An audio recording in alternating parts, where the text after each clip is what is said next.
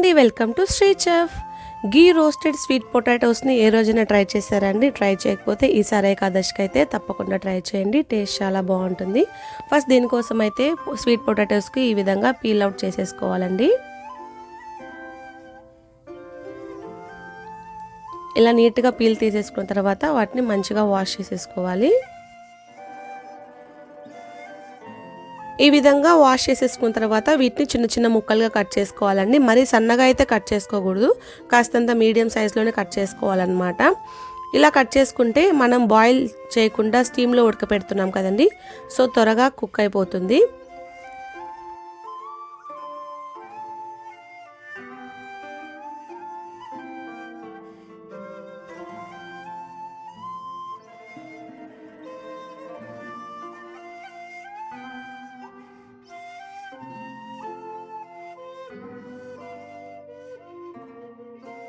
ఈ విధంగా అన్నిటిని కట్ చేసుకున్న తర్వాత మనకి జల్లెడి గిన్నె అలా ఉంటుంది కదండి, సో దాని మీద వీటిని ఉంచేసుకుందాం.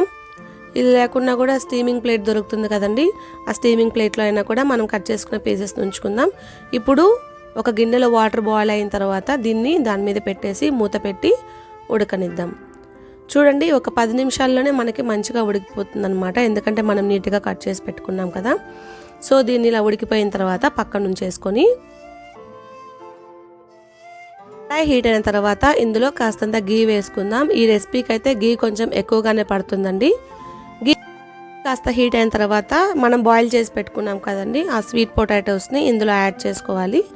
అన్నీ ఒకేసారి వేసుకోకూడదు, ఈ విధంగా ఒక్కొక్కటిగా, అంటే డీప్ ఫ్రై అయ్యే విధంగా ఒక్కొక్కటిగా సపరేట్గా వేసుకోవాలి. ఇప్పుడు ఇది మనకి కలుపుకోవడానికి కానీ తిప్పించుకోవడానికి కానీ ఈజీగా ఉంటుందన్నమాట. చూడండి, మనకి ఇవి ఒక సైడ్ అంతా బాగా రోస్ట్ అయ్యాయి కదా, సో స్లోగా వెనక్కి తిప్పించుకుందాం, మరోవైపు కూడా వేయించుకుందాం.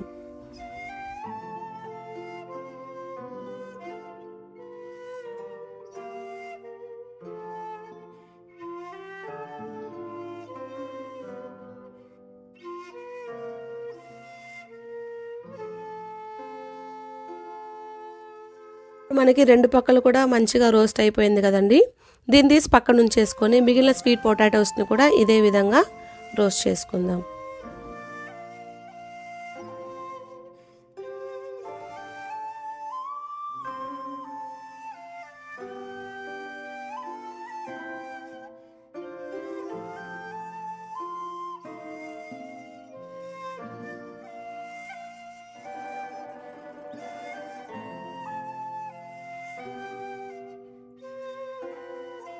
కూడా వేగిపోయిన తర్వాత పక్కన ఉంచేసుకుందాం. ఈ లోపల మనం ఒక బౌల్లో కాస్తంత సాల్ట్, మిరప్పొడి, కొద్దిగా ధనియాల పొడి, అలానే కాస్తంత ఆమ్చూర్ పౌడర్ని వేసుకుందామండి. ఆమ్చూర్ పౌడర్ అనేది మీ ఇష్టం ఉన్న వాళ్ళు వేసుకోవచ్చు, లేదా స్కిప్ చేసుకోవచ్చు.